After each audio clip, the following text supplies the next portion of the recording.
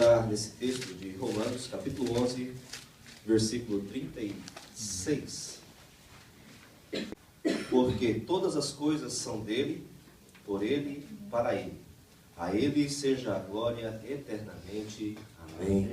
Vamos ler juntos? E aí na sua versão, vamos ler todos juntos esse versículo. Amém?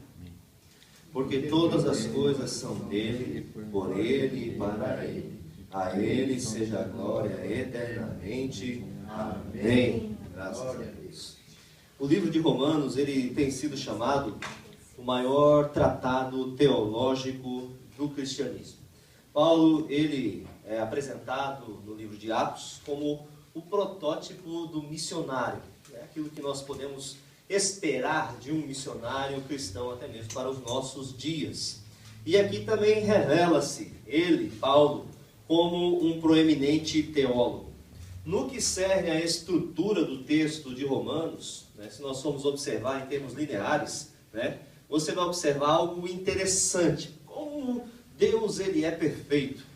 Ele começa tratando de um assunto, depois ele progride, depois ele retorna àqueles assuntos semelhantes. E existe um certo paralelismo dentro de todo o texto de Romanos. No que serve também ao conteúdo, nós observamos duas grandes divisões no texto de Romanos. Primeiramente, dos capítulos de 1 a 11, o apóstolo ele trata acerca da doutrina, ou seja, o que Deus fez soberanamente, os seus ensinos. E do capítulo 12 até o capítulo 16, ele trata acerca da ética, como deve ser o nosso comportamento cristão. Essa primeira divisão, ela termina justamente nesse versículo que nós lemos. Ele termina com um hino de adoração, exaltando a soberania de Deus. E o grande ponto teológico de discussão na época, e ainda hoje, é esse mesmo, Porque para o ser humano é difícil aceitar que existe um Deus sobre todas as coisas. Um Deus sobre nós. E que é incontrolável, que é um Deus indomável e que exerce autoridade sobre a nossa existência. É muito difícil, porque todos queremos ter o controle da nossa própria vida. É um dos pontos da filosofia. O ser humano deseja ser dono da sua própria existência, ter a capacidade de determinar o seu futuro. Mas o apóstolo Paulo ele nos mostra um Deus que é incontrolável, um Deus que é indomável e um Deus que tem toda a autoridade sobre os céus e sobre a terra. A soberania de Deus para a salvação foi também uma questão que abalou a época em que ele foi escrito. Por quê? Surgiram algumas questões, alguns questionamentos. Quem merece mais a salvação de Deus? Veio essa pergunta no momento em que Paulo trouxe esse ensinamento. Os judeus da antiga aliança ou os gentios que estão agora chegando ao cristianismo? Quem são mais importantes para a salvação? Quem merece mais? Aqueles que receberam a herança e o legado de Moisés? Ou aqueles que nasceram da fé em Cristo Jesus? Segunda pergunta nos diz que, será que o homem consegue alcançar a salvação por mérito próprio, então? Quem governa as coisas na terra hoje? É Deus ou é o diabo? A questão da soberania de Deus, ela é muito discutida. E o que diz a palavra do Senhor sobre essa questão? Antes de considerarmos uma resposta para essas perguntas, nós devemos saber o que as Escrituras predisseram, sobre tudo aquilo que Paulo falou. As condições atuais, elas requerem uma urgência e uma atenção. Por quê? Quando nós olhamos para o mundo, em caos, em sofrimento, em grandes problemas e tribulações, nós perguntamos, será que Deus está no controle de todas as coisas? Será que Deus não se esqueceu do mundo? Será que os homens estão mandando? Ou será que Satanás está governando o mundo temporariamente e Deus simplesmente fechou a porta da janela e não fechou a janela, a tranca da janela e não quer mais saber o que está acontecendo neste mundo? Será que Deus vai voltar? E aí então é que ele vai implantar o seu reino e por enquanto mandam os homens e os demônios e Satanás? Onde está a soberania de Deus neste mundo que nos cerca? Nós estamos, irmãos, no limiar, sem dúvida, de uma grande crise mundial. Uma crise existencial, uma crise moral, uma crise ideológica e crise econômica. Por que uma crise existencial? Se hoje nós perguntarmos às crianças quem elas são, é um choque. Se você vai para a escola ginasial, eles já não sabem mais quem são. Né? E não é apenas uma questão de identidade cultural, se nós somos brasileiros ou se nós somos japoneses, né? Se nós transitamos entre 2 ou 3 culturas, quem que nós somos? Não é essa a questão. Né? As pessoas já não sabem mais quem são, já não têm mais uma identidade própria, é uma questão existencial. As pessoas estão sofrendo uma grande crise moral, porque hoje a moral que impera no mundo é da mais baixo nível. Nós precisamos estar atentos, porque esse movimento de baixa moral está também chegando às portas da igreja, e nós não podemos ceder a isso. Uma outra grande crise é a crise ideológica. Será que eu sirvo a Deus? Será que eu sirvo da minha forma? Como eu sirvo? Será que a palavra é soberana ou eu posso interpretá-la como eu achar mais conveniente? Ou foi algo, digamos assim, que os apóstolos escreveram como se fosse apenas uma teoria? Ou se é realmente algo prático? Uma crise ideológica. Quem nós vamos seguir? E crise econômica. Porque quando nós falamos em termos de economia, todo o mundo está interligado. Se acontece algo hoje lá no Brasil, afeta também diretamente ao Japão. E a economia está ligada ao modo de produção, que está ligado à cultura, que está ligado a todo o nosso cotidiano. Todos nós estamos entrando neste momento difícil. Nós podemos ficar alarmados, porque em todos os lugares as pessoas estão pensando o que vai ser desta nossa geração.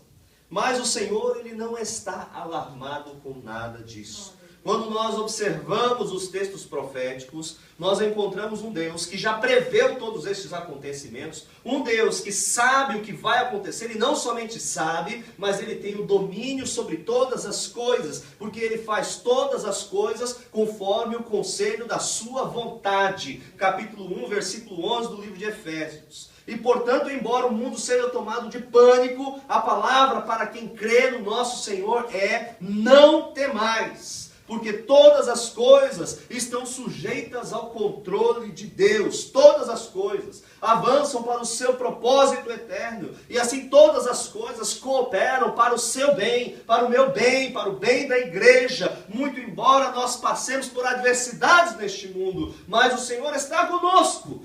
Por isso, irmãos, permaneçam fiéis, porque somente para aqueles que são fiéis é que essa palavra é válida.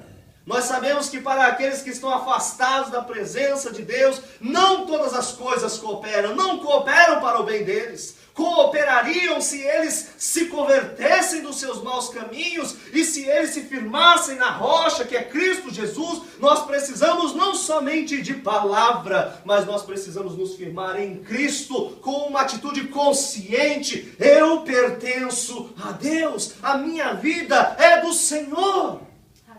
Neste momento nós podemos afirmar: todas as coisas vão cooperar para o meu bem. Aleluia. Porque eu permaneço em fidelidade diante do Senhor.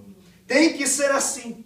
Por quê? Porque para Ele, por meio dEle, para Ele são todas as coisas, de acordo com esse texto. E é verdade que o homem tem vontade, mas Deus também tem vontade. E é verdade que o homem é dotado de poder de escolha, mas Deus, Ele é onipotente. Nós vemos que há um grande equilíbrio. Deus nos deu livre-arbítrio, mas nós precisamos aprender a usá-lo com responsabilidade. E nós precisamos entender que Ele é um legislador e Ele vai aplicar as suas leis. Por isso, bem-aventurado é aquele que é corrigido agora. Porque é melhor, irmãos, ser corrigido neste tempo. É melhor sofrer neste tempo do que chegar no dia final e nós percebemos que existe uma grande conta e um grande débito a ser pago. Por isso que desde já nós devemos colocar a nossa vida diante de Deus e entrar em ajuste continuamente, todos os dias, porque Ele é um justo juiz. Da mesma forma como Ele te deu liberdade. E é interessante este ponto, por quê? Quando nós falamos em termos de um novo mundo, de uma nova ordem mundial, nós falamos também acerca das coisas que Deus deu ao mundo e que deu especialmente à igreja. Uma dessas coisas é a liberdade. As pessoas, muitos pensam que a liberdade está fora dos parâmetros bíblicos. Mas não existe liberdade perfeita sem responsabilidade.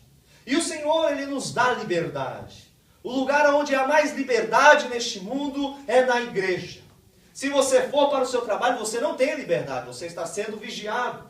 Se você for, digamos aí, para a sua escola estudar, você sabe que está sendo vigiado. Nós estamos sendo continuamente controlados. A sociedade nos controla os nossos movimentos e os nossos passos. Mas aonde que nós temos liberdade? Nós temos liberdade em Cristo Jesus. Nos governos socialistas não existe liberdade. No governo islâmico não existe liberdade. Mas no meio do povo de Deus, na casa de Deus, há liberdade.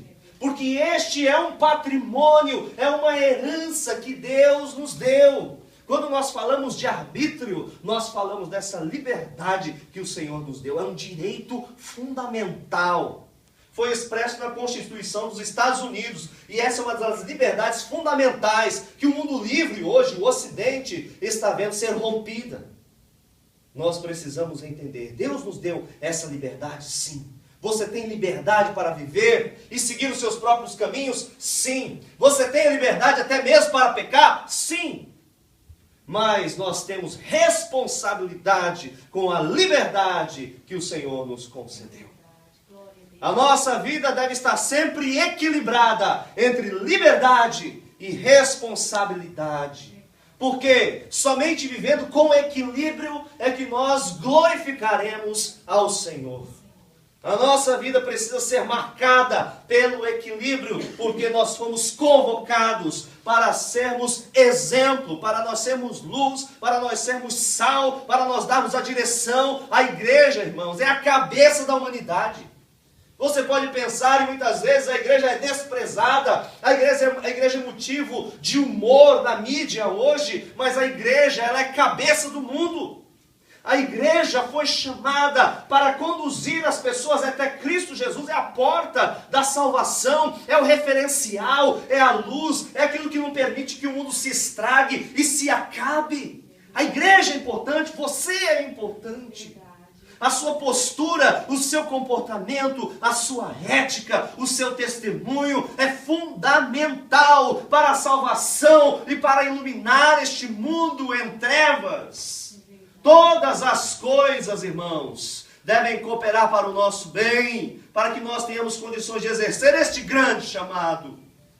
Porque para Ele são todas as coisas. A nossa vida deve ser para Ele. Nós devemos glorificar ao nome do Senhor. Deus é supremo. Deus é Deus. Ele é altíssimo. Não há quem possa deter a sua mão. Por isso, irmãos, quando nós estivermos totalmente imbuídos e envolvidos com esse sentimento de liberdade, sempre se lembre que aquele que é todo poderoso te deu essa liberdade, mas um dia Ele irá requerer isso das suas mãos. As suas riquezas são insondáveis, a sua sabedoria é insondável, o seu conhecimento é insondável, e é impossível saber como Deus julga todas as coisas. Ele tem o seu caminho no meio da tempestade, e Ele é um Deus soberano, e é para Ele que nós vivemos. É plenamente soberano, indiscutivelmente, e nós só podemos agradecer por tudo que Ele tem feito por nós. Porque dele, por Ele e para Ele são todas as coisas. E eu gostaria de analisar nesse texto 3 palavras, ou 3 termos, que são fundamentais para a nossa vida cristã. Vejamos. O texto ele nos diz no versículo 36. Porque todas as coisas são dele. Todas as coisas são dele. O texto ele nos diz, essa palavra que é originária lá do grego, ele fala sobre procedência. Procedência, algo que tem uma origem, ou seja, em função de, por causa de alguma coisa. né? Em todas as 3 frases há o pronome reflexivo autos, né? Que significa dele mesmo, ou seja, de Deus mesmo. Todas as coisas são de Deus. E é interessante quando nós observamos a nossa cultura de hoje, a cultura do Antigo Testamento, nós encontramos um abismo. Porque naquela época as pessoas sabiam que todas as coisas procediam de Deus. Mas hoje a nossa cultura é a cultura do fatalismo. Ou seja, tudo acontece por si mesmo, de uma maneira espontânea. Ensinou-se isso até mesmo no existencialismo, no evolucionismo. Falam que a vida surgiu de uma maneira espontânea. E que se nós formos trazer isso para a nossa realidade, essa filosofia tem encharcado a nossa mente. Quando você liga o seu aparelho de televisão para poder saber se amanhã você pode fazer um churrasco, né? O que você vai ver? Se vai chover ou se não vai, não é isso? O homem do tempo, né? A previsão meteorológica nos diz, e eles sabem o que estão dizendo, que amanhã vai chover. Amanhã vai chover. E existe uma grande diferença, porque no Antigo Testamento se falava, Deus enviou a chuva. Olha como a mentalidade foi transformada. De uma maneira sutil, como a nossa cultura se distanciou de Deus. Em vez de nós reconhecermos a soberania do Senhor em todas as áreas, nós entendemos que as coisas acontecem. Mas na verdade não é assim. Porque Deus é soberano sobre todas as coisas. Não é que choveu, mas que Deus mandou a chuva. Ou seja, a nossa vida, irmãos, não é um mero acaso. A nossa vida está governada e administrada por Deus. Quando nós temos consciência disso, nós não tomamos decisões por conta própria. Quando nós temos consciência da soberania de Deus, nós sabemos, a nossa maneira de viver a fé é diferente. Nós oramos, nós pedimos permissão a Deus.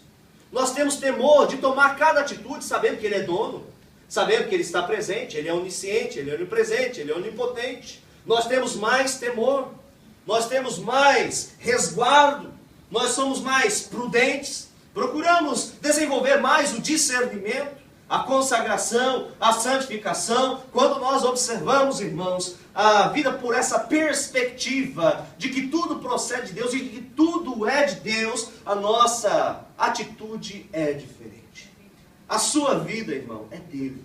A sua vida é de Deus. Você não simplesmente surgiu no ventre da sua mãe. Hoje trabalha-se muito essa questão do estudo da genética. Foi traçado todo o genoma.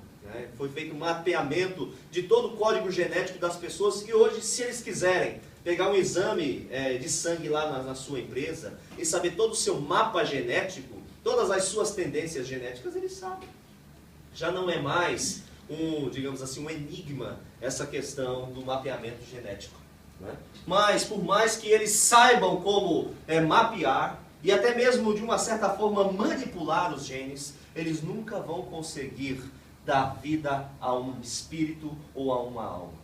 Por mais que eles tentem fazer clones de pessoas, ou até mesmo de pessoas, não digo que eu nunca vi, mas de animais que já fizeram essa experiência, nós vemos que eles não conseguem criar a alma.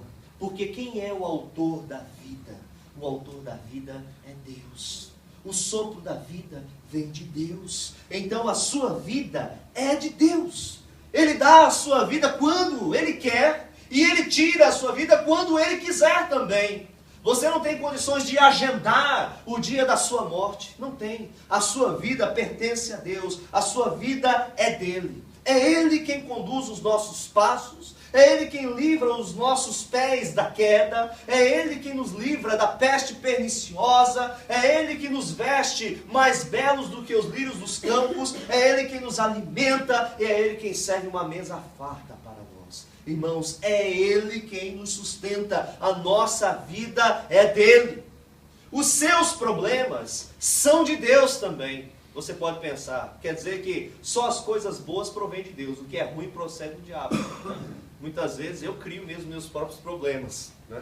Mas nós precisamos entender que quando nós temos dificuldades, Deus mesmo intervém ao nosso favor. Porque as nossas dificuldades, Deus está sofrendo junto conosco. porque Deus tem prazer em livrar aqueles que são seus. Os seus problemas são problemas de Deus também. Quando algo te aflige, também o coração do Senhor, as emoções do Senhor são afligidas. O texto bíblico nos diz que o Espírito Santo, ele intercede por nós com gemidos inexprimíveis. Então, quando nós temos dificuldades, o Espírito Santo de Deus, ele sente profundamente o que nós estamos sentindo. Você já teve essa digamos assim, essa experiência em oração? De você sentir que Deus está sentindo profundamente as suas emoções, ter essa interação, e o Espírito de Deus falar ao teu espírito: eu estou vendo, eu estou te protegendo, eu estou te guardando, eu estou te amparando, você não vê uma solução e uma resposta, mas eu estou com você. Quando nós andamos com Deus, nós temos este privilégio. Os seus problemas são os problemas de Deus. Ele recolhe as nossas lágrimas, Ele nos socorre, Ele executa juízo por nós, Ele peleja as nossas causas. Irmãos, muitas vezes não adianta nós tentarmos revidar o que é feito contra nós. É melhor nós lançarmos para Deus, porque Ele é que é o justo juiz. Ele cuida das nossas causas. Ele nos protege debaixo das suas asas. Ele é o nosso alto refúgio e Ele é o nosso consolador. Irmãos, tudo que você tem, tudo que nós temos, procede de Deus. Não há nada que nós tenhamos que não tenha vindo de Deus. E se tudo que nós temos veio de Deus, por que nós temos razão para nos orgulharmos? Nós não temos. Sejam recursos, sejam benefícios, sejam conhecimentos adquiridos, qualquer coisa, irmãos, é porque procedeu de Deus para nós. Aprove ao Senhor nos dar habilidades, a nossa mente, a nossa saúde, os nossos recursos, tudo procede de Deus. Irmãos, esta igreja é de Deus. Essa igreja não tem proprietário, a comunidade cristã não tem proprietário, não existe franquias de igreja, Deus é o dono da igreja. O Espírito Santo é quem une a igreja, com que faz com que nós nos mantenhamos juntos, que haja este elo, que são os inexprimíveis, inefáveis afetos que existem dentro de nós e que nos liga uns aos outros e que nos liga a Deus. Essa igreja é de Deus, essa obra é de Deus. Se você está aqui é porque o Espírito de Deus te trouxe e te incomoda e fale: fique na comunidade cristã, permaneça no meio do povo de Deus, porque eu em breve voltarei para buscar a minha igreja. E Ele se preocupa quando as ovelhas estão desgarradas. Tanto que Jesus veio mesmo para poder buscar as ovelhas perdidas. Ele veio para buscar as perdidas. Irmãos, é muito triste quando uma ovelha se perde. Deus não quer que as ovelhas se percam. Deus não quer que as ovelhas saiam da sua presença. Como diz o texto de Hebreus, nós não podemos menosprezar a congregação, o estarmos juntos. Nós precisamos permanecer juntos. Porque nós nos auxiliamos mutuamente, oramos mutuamente e também adoramos a Deus comunitariamente. Deus deseja isso. Esta igreja é dele, essa obra é dele, a sua vida está dentro desse contexto e nós não podemos sair. Quando cada um de vocês está ausente, todos sentem, porque nós somos parte de um mesmo corpo. Tudo que você vivencia, irmãos, dentro da fidelidade, digamos assim, porque tem coisas que nós vivenciamos porque é consequência do nosso próprio pecado. Mas em última instância, todas as coisas são de Deus. Por quê? Primeiramente porque Deus ele nos dá tudo que é bom.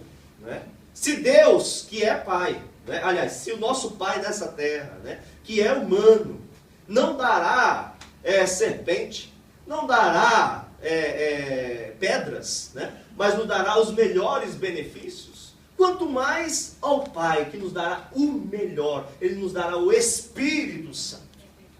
Deus ele está preparando para nós o melhor, o que os olhos não viram e que não subiu ao coração do homem. Então, quando nós recebemos, estamos em fidelidade, nós recebemos de Deus, vem de Deus para nós mesmos. Mas existe o outro lado. Deus também nos deu, como falei anteriormente, o arbítrio. E existem coisas que procedem dos nossos próprios erros. Em última instância, essas consequências também são pela vontade permissiva de Deus. Deus permite, porque nós temos liberdade. Mas no final de todas as coisas, Deus é soberano. Ele é soberano sobre o seu andar e sobre tudo que você vivencia. Ele está observando e Ele está guiando os seus passos. Ele está contigo para que você, que é amado de Deus, venha viver os propósitos que Ele tem reservado para ti. Os servos de Deus também podem descansar no Senhor, porque Deus está no controle de todas as coisas. Porque todas as coisas são dele. Parece muito óbvio, irmão, mas muitas vezes nós não vivemos dessa forma. Nós tomamos as nossas próprias decisões, as nossas próprias atitudes, muitas vezes não oramos, irmãos. A verdade é essa. Nós tomamos decisões e não oramos antes de decidir. E depois nós falamos, o que aconteceu, Deus? Porque você não orou. Né? Então todas as coisas, todas as vezes que nós fomos aconselhar alguém, que nós fomos orientar alguém, você deve perceber, missionário, como fala com as irmãs, eu falo como falo com os irmãos também. Antes de vocês tomarem uma decisão, o que nós falamos para vocês? Primeiro, ore, para saber o que Deus quer. Sabe por quê? É tão óbvio, mas é que as pessoas se esqueceram que Deus é soberano. Então nós não nos cansamos de lembrar. Você pode saber, mas nós vamos estar sempre recordando para você. Ore antes de tomar toda e qualquer decisão, porque tudo que é bom procede do Pai da luz, né? E todas as coisas são dele. Então peça permissão para ele, para fazer todas as coisas. Aleluia. Segundo ponto dessa mensagem, por ele são todas as coisas, né? Porque todas as coisas são dele e por ele. Todas as coisas existem por meio de Deus. É uma existência neste mundo, é uma existência temporal. Quando nós observamos para o texto, né, o texto ele nos dá essa informação. Né? Existe todas essas coisas que nós vivenciamos nessa presente era, que são coisas temporais, elas conseguem existir e estar no formato adequado, porque elas existem por meio de Deus. O mundo existe porque e vive por meio de Deus. O controle da gravidade, a distância do nosso planeta em relação ao Sol, a questão da luminosidade, a questão da temperatura, a questão do ambiente, do meio ambiente, dessa simbiose que existe entre os seres vivos e todo o ecossistema, nós observamos que todo este equilíbrio existe e viabiliza a nossa existência, porque Deus ele é onipotente, onisciente e onipresente. Ele está em todas essas coisas, fazendo com que tudo exista e funcione perfeitamente para o seu perfeito propósito. Mas sabendo que este mundo ele passará. Então, essa existência por meio dele, ela também é temporal. Ou seja, o texto ele quer nos dizer que todas as coisas, elas sobrevivem e existem através de Deus. É como se passassem pelo meio de Deus e Deus estivesse em todos os lugares, a sua onipresença. E também é um canal de ação. É como se saíssemos desse lugar para um outro, por intermédio deste canal e deste acesso que somente nós encontramos em Deus. Deus é o acesso. É por meio de Deus que todas as coisas existem. E nós não fazemos nada que não seja sobre a vontade de Deus. E nós precisamos entender, irmãos, se todas as coisas existem por meio de Deus, nós precisamos então aprender a enxergar Deus em todas as coisas. Nós precisamos enxergar Deus. E aí muitas vezes nós ficamos blasfemando, né? Nós ficamos murmurando, ficamos reclamando. Por quê? Porque nós não conseguimos enxergar Deus nessas coisas. Às vezes vivemos as consequências dos nossos próprios pecados. Mas Deus, se nós nos arrependemos, Ele também conserta esses erros. Ele nos ajuda a atravessar. Deus é um Deus de misericórdia.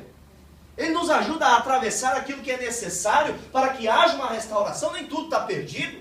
Nós somos chamados para herdar um reino. E o Senhor tem propósitos conosco, mas, irmãos, nós precisamos aprender a enxergar Deus em todas as coisas, em todos os momentos. Deus está conosco aqui nesse mesmo lugar. Só que nós muitas vezes não conseguimos enxergar a presença de Deus. Não conseguimos enxergar o mover de Deus. Não conseguimos enxergar onde Deus está. O nosso sentimento está tão distante. O nosso pensamento está tão deslocado. Porque nós não conseguimos ver a presença do Espírito de Deus. Nós precisamos ter os nossos olhos espirituais abertos para vermos o mover de Deus hoje. Irmãos, a visão é um dom de Deus. É um presente de Deus. Nós podemos até ilustrar isso. É interessante. Essa semana eu reouvi essa ilustração, né? Existia uma empresa americana, e nessa empresa americana, o seu presidente, ele enviou dois representantes comerciais para a Índia. Chegou lá, esses dois representantes comerciais, eles visualizaram a mesma sociedade, né? Eles viram todo mundo lá. O primeiro ligou para o seu patrão e falou assim, olha, era uma fábrica de sandálias, tá? Ele ligou para o seu presidente lá nos Estados Unidos e falou assim, olha, pode parar a produção de sandálias, senão você vai ter um prejuízo enorme, porque eu vi aqui todo mundo, ninguém usa sandália. Ninguém usa sandália, então não tem como você vender para esse povo. Eles não usam sandália. Aí o outro representante comercial, ele ligou para o seu presidente, afoito, ansioso, falando assim, olha, aumenta, triplica, quadriplica a produção das sandálias, porque ninguém usa sandália aqui, nós vamos vender sandália para todo mundo. O que é a visão, irmãos? A visão é você enxergar a mesma coisa, mas por uma perspectiva diferente. E é assim também na nossa vida espiritual. Tem pessoas que é tão óbvio, irmãos. Deus está fazendo, Deus está movendo, Deus está agindo, mas as pessoas não conseguem ver. Para uns é claro, para outros eles não veem nada. Nós precisamos ter este dom de ver o que Deus está fazendo. Por quê? Porque todas as coisas existem por meio dele. Ele está fazendo nessa sala, neste momento, nesta noite. Deus está fazendo coisas. Deus está movendo pedras, Deus está movendo alicerces, Deus quer transformar, e nós muitas vezes não conseguimos enxergar, e não damos espaço para a ação de Deus, porque nós não vemos, e continuamos na mesma existência, muitas vezes insignificante, e que não nos traz uma realização ou crescimento, porque nós não temos algo que é primário na vida cristã.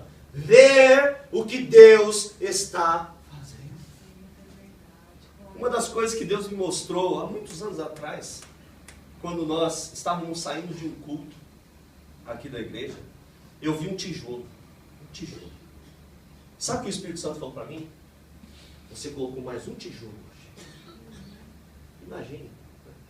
Eu não vou construir uma igreja, nós não vamos trabalhar na construção da obra de Deus, né? Usando pré-moldado, já bota aquela placa enorme, virou uma parede. Né? Depois bota outra parede. Pronto, construiu. Fez um cacete juta, é como se fala aqui no Japão, né? Eles constroem rapidinho, né? Não é assim não. Sabe como é que foi a obra que Deus quer fazer? Deus me mostrou naquele dia e falou assim, ó, um tijolo. Ai, Jesus, eu me esforcei tanto para poder pregar, passei a semana lá, meditando aquela palavra, né? Depois a gente ensaiou, e o pessoal ficou lá treinando, né? E toda aquela organização, fizemos limpeza, e durante toda a semana nós estávamos projetando aquele culto, e os obreiros, e todo mundo imbuído para aquelas 2 horas, virem alguns irmãos sentarem nessa cadeira confortavelmente, e escutarem uma mensagem para levar algo de relevante para a sua vida pessoal, e o Senhor me mostra um tijolo. Oh, Jesus! Mas a nossa vida é assim.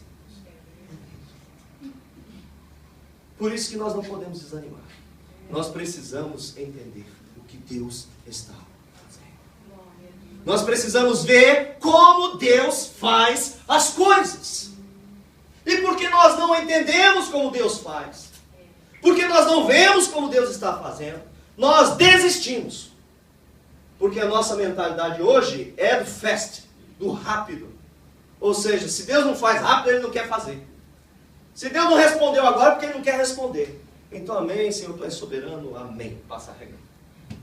Nós temos que continuar insistindo. É perseverança.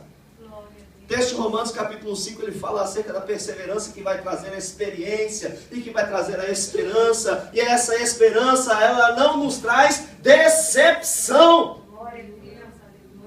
Mas nós precisamos, irmãos, ver como Deus está agindo. Abra os olhos.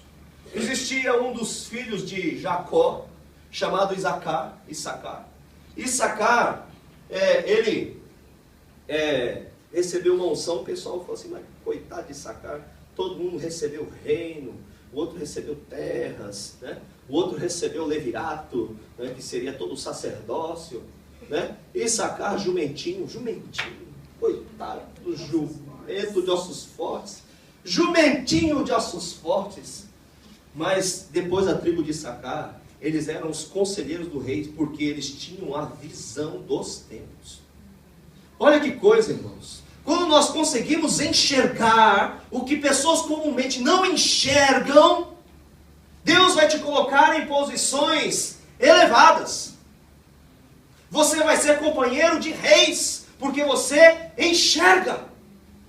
Nós precisamos enxergar. E onde que vem essa visão? Essa visão vem do alto. Essa visão vem de Deus. Isso é dom, é presente. E se nós desistimos, se nós não oramos, se nós não lemos a palavra de Deus, se nós não estamos na presença de Deus, se nós ignoramos a santidade, se nós ignoramos a igreja, nós não vamos ter visão. E a visão é fundamental, não somente para a vida cristã. Irmão, Daniel, ele era servo de Deus, mas ele enxergou até mesmo a política. Ele enxergou a economia. E os reis queriam ele ali perto, até antes de morrer. Nós vemos que os últimos relatos, Daniel ele já tinha mais de 80 anos, ele já foi colocado de novo lá como vice do reino. Por quê? Porque um homem qualificado na visão de Deus.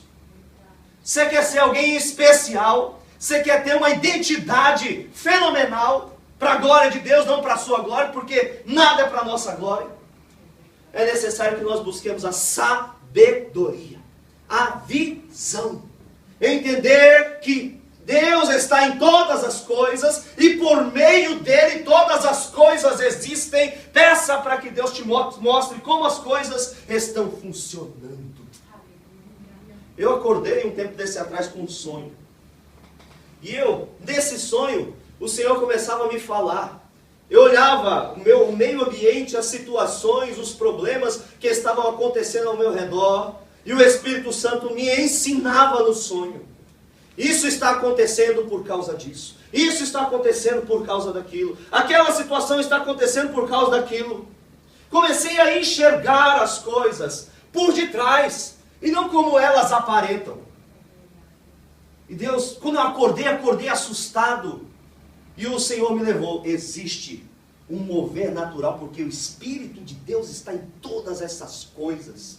E esse mesmo Espírito de vida que faz essas coisas funcionarem e existirem, pode te dar o entendimento e a visão para que você ajude as pessoas a saírem dos seus dilemas, dos seus sofismas, das suas cadeias. E você precisa ter visão para que você mesmo saia e liberte os outros também. Nós não temos condições de evangelizar ninguém, irmãos, se nós não formos libertos. Nós não temos condições de estender a mão para ninguém, se nós mesmos não enxergarmos, porque é um cego guiando outro cego. Nós precisamos ter visão, porque Deus, Ele está em todos os lugares, todas as coisas existem por intermédio de Deus, e Ele quer te fazer enxergar isto, para que você possa guiar esta humanidade, aqueles que vierem atrás de você para a salvação em Cristo Jesus. Você é embaixador, você precisa ver. Você como pai, você precisa ver o que Deus está fazendo, para o bem da sua esposa, para o bem dos seus filhos. Você como servo de Deus, como líder, você precisa ver o que Deus está fazendo, porque senão teu ministério nunca vai crescer. Você como mãe, precisa ver o que Deus quer, para que você possa abençoar o seu lar, porque a mulher sábia edifica o seu lar.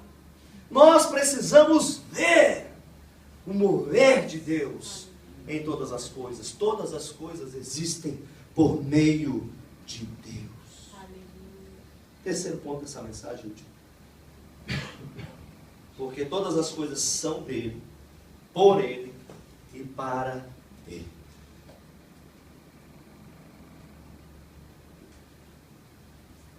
Todas as coisas, irmãos, existem para satisfazerem e glorificarem a Deus.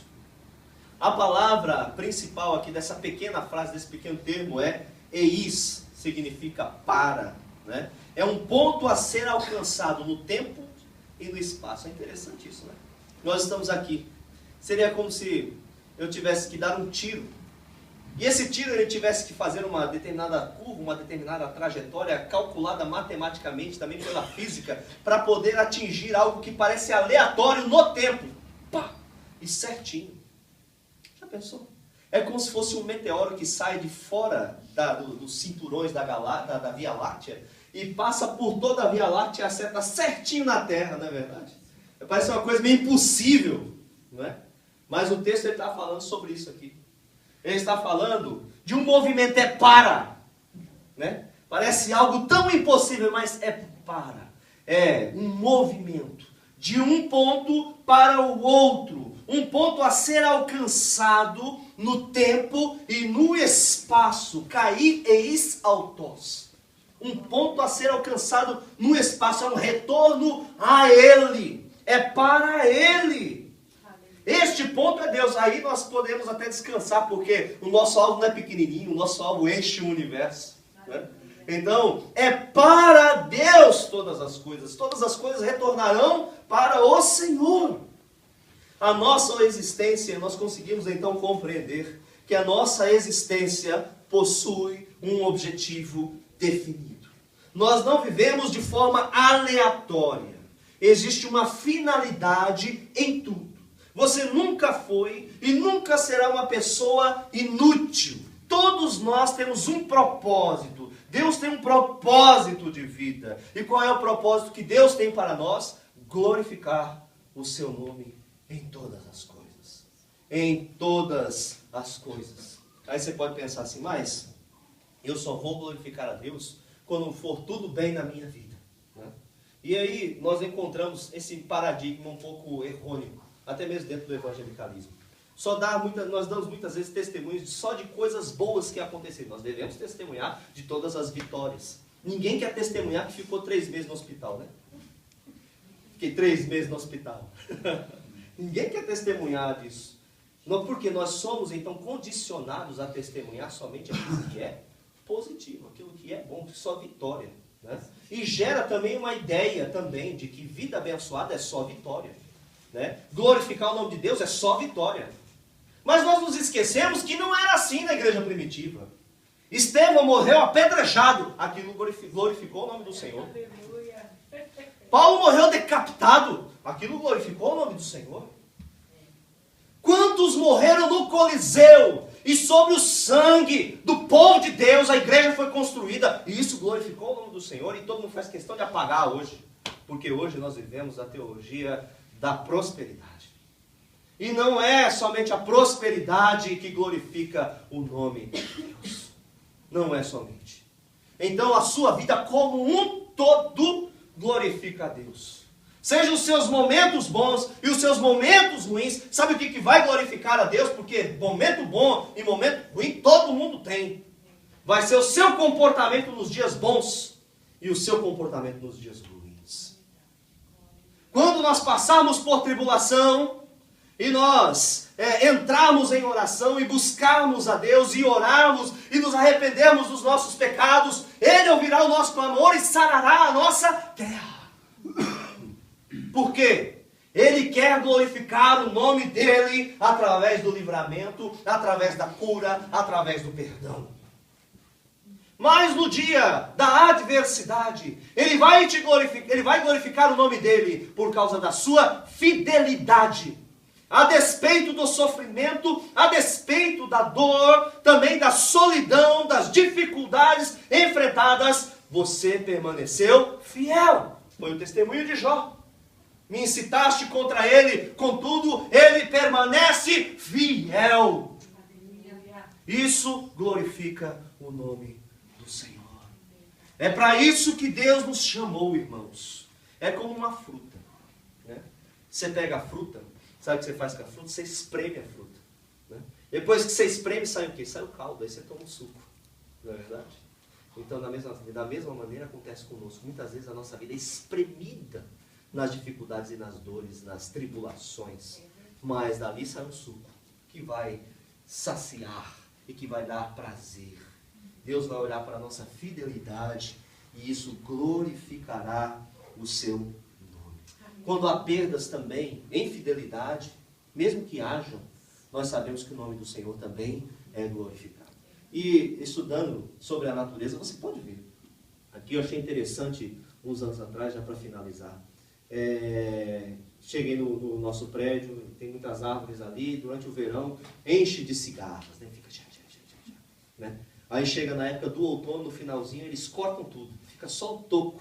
A primeira vez que eu vi aquilo, né, eu fiquei espantado, falei, mas será que, né, vai nascer alguma coisa aqui? Acho que essa árvore vai terminar de morrer. Né? E chegou na primavera, saíram os primeiros galhos, e depois as folhas, e elas cresceram e tornaram-se frondosas. Eu perguntei, mas por que isso? Eu fiquei curioso. E eu fui dar uma investigada para poder saber o que significava isso. O problema é que as folhas, e isso mesmo acontece no outono, as folhas elas consomem muita energia da árvore. E para que a árvore ela não morra e não venha a deslocar a energia para poder manter essas folhas sobrevivendo, o que ela faz? Ela desloca a sua energia para as raízes, para ela permanecer subsistindo. E nesse deslocamento de energia, as folhas elas secam e caem, por isso que vem o outono. Então nós vemos que esse movimento de poda, um movimento de queda das folhas, né, parece algo tão terrível. Né? Aquela visão é uma visão assim, aterradora, de observar aquela árvore toda cortada, toda podada, sem folhas, sem a sua beleza, sem o esplendor, mas nós sabemos que aquilo foi para o bem. E assim também acontece conosco, irmãos. Muitas vezes Deus nos poda, Deus tira, e parece que não sobrou nada, só ficou o talo. Só o talo. Não tem mais beleza nenhuma. Quem olha para nós fala assim, ixi, ele deve ter pecado muito mesmo, hein? O negócio está feio. Caiu todas as folhas, está feio. Né? Está até fedendo. Não tá, até o desodorante venceu. Né? Nós observamos, irmãos, que tudo isso tem um propósito. Sabe qual é o propósito? De te manter forte. Para que Deus possa te fazer renascer. E você possa crescer. E você possa florescer. E quando chegar o tempo novamente, os galhos virão, as folhas virão e a restauração. Porque isso vai glorificar. Quando nós olhamos as 4 estações do ano, tudo isso glorifica a Deus. Né? Costumam perguntar para mim, qual a estação do ano que você mais gosta? Você gosta da primavera, do verão, do outono? Eu falei, eu gosto de todas. Né? Porque eu vejo em todas a mão de Deus. Né? Parece uma pintura. Então, irmãos, em todos os momentos da nossa vida, Deus está presente para glorificar o seu nome. Seja na sua tribulação, na sua dificuldade ou na sua prosperidade, Deus está com você. E só para você se lembrar, para nós encerrarmos. É mais fácil o quê? Nós servimos a Deus, nós glorificamos a Deus na bonança ou na dificuldade? Nós nos mantemos fiéis na bonança ou na dificuldade? É mais fácil, às vezes as pessoas pensam, é mais fácil nós glorificarmos a Deus quando tudo estiver bem. Mas não funciona desse jeito. Na verdade, são os dias de maior bonança que nós temos a maior tendência de nos separarmos da presença de Deus. Por quê? Os prazeres, o colorido deste mundo, ele vai fascinar os nossos olhos. Nós precisamos aprender a nos manter fiéis neste momento. E nos dias da dificuldade, o que nós vamos fazer? Nós vamos nos colocar de joelhos. E nós vamos nos prostrar diante de Deus. Não tem mais saída. é mais fácil nós orarmos, né? Então é mais fácil a gente se manter fiel no dia da dificuldade do que no dia da bonança. Mas nós somos convocados por Deus para glorificarmos o seu nome em todo o tempo. Seja na bonança, seja na dificuldade, glorifique o nome do Senhor. Porque o texto ele nos diz que todas as coisas são para a sua glória. Tudo veio para nós. E tudo retornará a Deus como louvor da sua existência, da sua soberania, do seu governo, da sua autoridade sobre nós. E obediência é rendição. Eu me rendo a esse Deus e a sua vontade soberana. Que o Senhor leve tudo para Ele mesmo. Isso é o que importa, irmãos. Esse mundo passará, a nossa vida passará. Mas nós sabemos que todas as coisas são dEle, por Ele e para Ele. E que toda a glória seja dada ao nome do Senhor. Amém? Por tua tremenda graça, tua tremenda misericórdia, a tua tremenda compaixão. Espírito de Deus, a nossa vida é tua, Senhor. Nós confessamos com os nossos lábios. A nossa vida é tua. Os nossos planos são teus. Tudo é teu, Senhor. Tudo que está em nossas mãos. A nossa família é tua. Os nossos problemas são teus também, Senhor. Que o Senhor possa nos tomar a nossa vida nas tuas mãos e que nós possamos ter responsabilidade com tudo que o Senhor colocou para nós. Ó Deus, que nós possamos continuamente ter dependência do Senhor. Que não haja, ó Deus amado, em nós um coração que venha ter propensão a nos desviarmos da dependência do Senhor. Mas mantenha-nos, ó Deus, firmes, sempre humildes diante do teu altar. Meu Deus, que o Senhor cresça e que nós venhamos a diminuir sempre, sempre, Senhor. Que nós venhamos ser sempre humildes, humildes na tua presença, humildes entre nós como irmãos, porque a tua palavra também nos diz: considerai o outro superior a você mesmo. Ó Deus, que nós venhamos sempre ser humildes e saber que tudo é teu. Nós não podemos nos orgulhar ou ensoberbecer por alguma coisa que nós tenhamos ou sejamos, porque tudo é teu. E nós queremos, ó Deus, devolver tudo ao Senhor. Os nossos filhos são teus, a nossa vida é tua, o nosso ministério é teu, tudo é do Senhor. Tudo é teu, Senhor. E nós confessamos com os nossos lábios e dizemos que tudo é do Senhor. Toma a minha vida, toma a minha casa, toma a minha existência, tudo que está em minhas mãos, Senhor. E eu digo, tudo é teu. Tem total liberdade para agir como o Senhor desejar. Ó Deus, também te peço de uma maneira especial, Senhor, nesta noite, que o Senhor possa abrir a visão do teu povo, Senhor. Reconhecendo que todas as coisas são tuas e que o Senhor está em todos os lugares e que todas as coisas existem por intermédio do Senhor. Eu te peço, abre a visão do teu povo, para que eles enxerguem o teu mover e o teu agir nos mínimos momentos, nas mínimas ações, nas mínimas coisas. Ó Deus, abre os olhos do teu povo para eles enxergarem o mover e propósito do Senhor.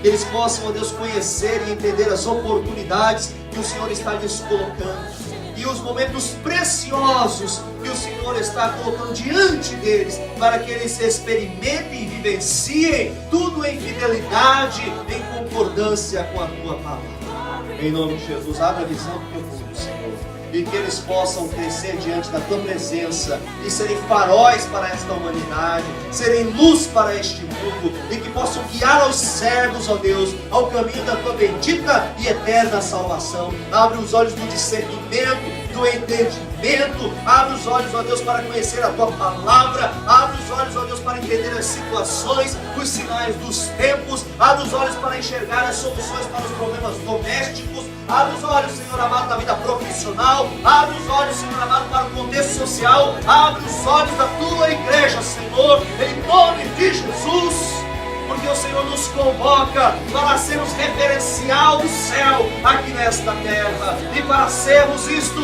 precisamos ter a visão do alto. Por isso, Espírito de glória, abre os olhos do teu povo, Senhor. Aqueles que desejam e pedem e querem e se humilham diante da tua presença, possam receber esta visão, ó Deus, das Escrituras, para poder trazer libertação e quebrar cadeias. Visão, ó Deus, de palavras de vida, palavras de salvação. Abre a visão do teu povo, em nome de Jesus, que eles possam ter a unção de Daniel e serem colocados, ó Deus, em altas colocações, para influenciarem a muitos com a visão do céu, em nome de Jesus. Em nome de Jesus, tira toda cegueira espiritual, em nome do Senhor Jesus Cristo, e abençoa com visão a tua igreja, em nome de Jesus. Ó Deus, que por fim todos os teus servos sejam usados para a glorificação do teu nome, porque nós sabemos, ó Deus, que tudo é para o Senhor. A nossa vida retornará ao pó. Do pó veio,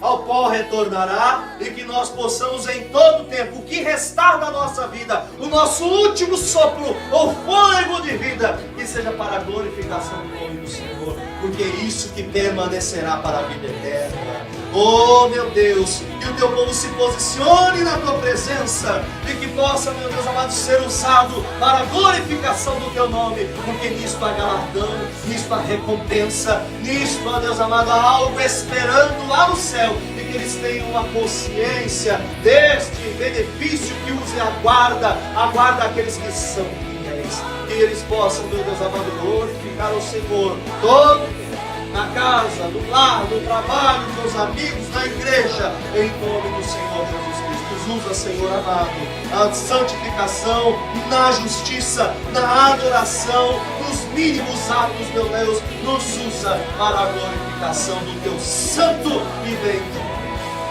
Abençoa a tua igreja, Senhor, quebrando os corações, tira toda a parede,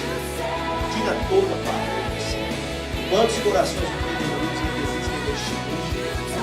escutam a tua palavra, mas permanecem com aquele solo duro que a semente não toca.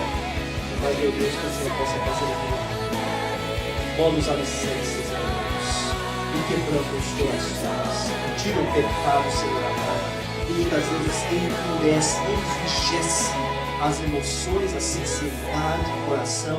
Tira, meu Deus amado, limpa, purifica, santifica, porque sem santidade ninguém verá o Senhor, com pecados ninguém verá o Senhor, somente com o coração quebrantado, puro, limpo, ó Deus, é que nós veremos a tua face. Por isso, meu Deus amado, limpa a tua igreja, eu te peço em nome de Jesus. Limpa a tua igreja do pecado, limpa a tua igreja, Senhor amado, para que os corações venham se transformar de corações de pedra em corações de carne.